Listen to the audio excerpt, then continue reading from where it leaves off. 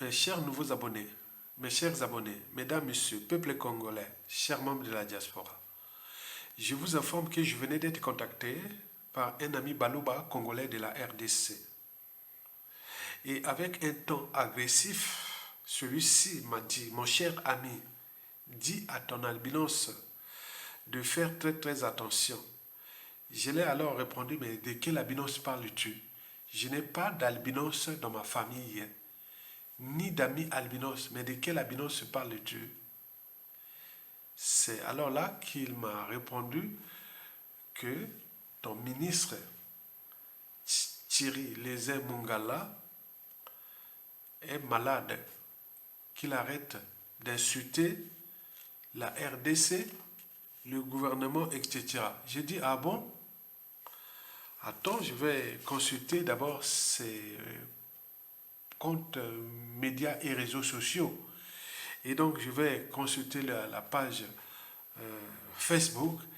Et donc, je vais tout justement tomber sur sa réaction suite à un post de Bazanouz. Et voici ce post.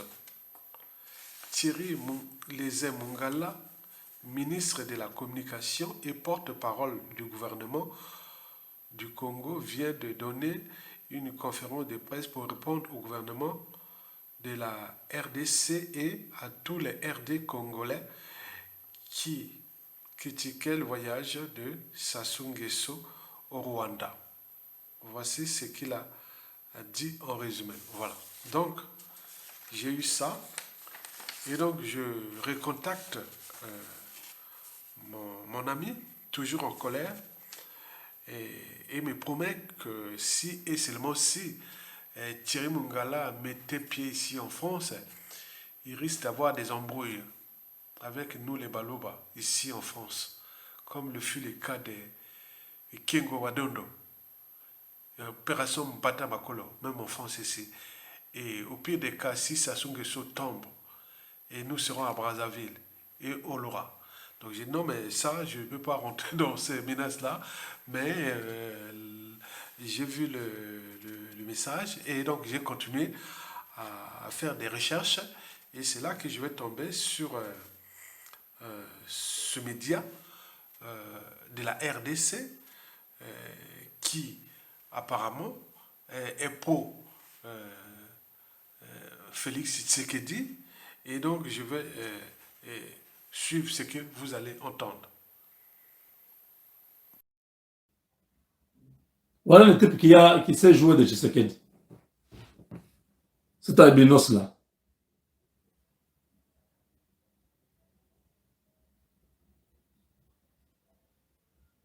C'est ce monsieur-là qui dit que le Congo n'est pas gouverné. Comme si son maître de loge, Sassou Nguesso, gouverne Congo-Brazzaville. Regardez, le Congo-Brazzaville a même une autoroute. Le Congo-Brazzaville, ce qui s'est passé au Rwanda, a joué un rôle quelque part. Parce que nous avions l'impression que vous avez consenti à ce que ce vieillard de presque 80 ans est allé faire au Rwanda, un pays qui est déjà mis en quarantaine, même si on doit chercher les partenaires. Vous voyez vraiment que la personne là est atteinte de la lèpre. Il est en quarantaine. Vous allez nouer des relations avec lui, ça n'a pas de sens. Le Rwanda, c'est un pays qui disparaît. La maladie chronique du Rwanda fait que le Rwanda a de moins en moins de fréquentation qu'il y a 5-10 ans. Les gens visitaient le Rwanda presque chaque fois. Est-ce qu'il y a encore des visites au Rwanda?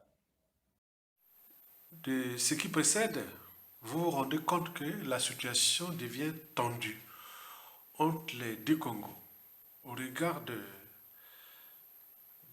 dégâts occasionnés par la grande vadrouille du despote Denis Sassou Nguesso au Rwanda. Nous sommes au cœur des enjeux géostratégiques, géopolitiques entre les deux Congos. Et Denis Sassou Nguesso risque d'entraîner notre pays dans des embrouilles pas terribles. Déjà, ce qu'il est en train de faire avec le Rwanda. Souvenez-vous, l'histoire du Rwanda avec la RDC a commencé il y a plus de 30 ans. Et aujourd'hui, la RDC paye les conséquences. Et donc, ce que Sassou Nguesso est en train de faire actuellement, si on ne prend pas les taureaux par les cornes et maintenant, nous allons payer le prix dans 10, 20 ans, 30 ans. Donc, vous avez tout compris. Donc, l'enjeu de Denis Sassou Nguesso devient aussi géopolitique. C'est-à-dire, l'enjeu de Denis Sassou Nguesso devient aussi géopolitique. Vous avez tout compris. À bientôt. Likez, partagez et soutenez la résistance. Donc, on va gagner. Merci.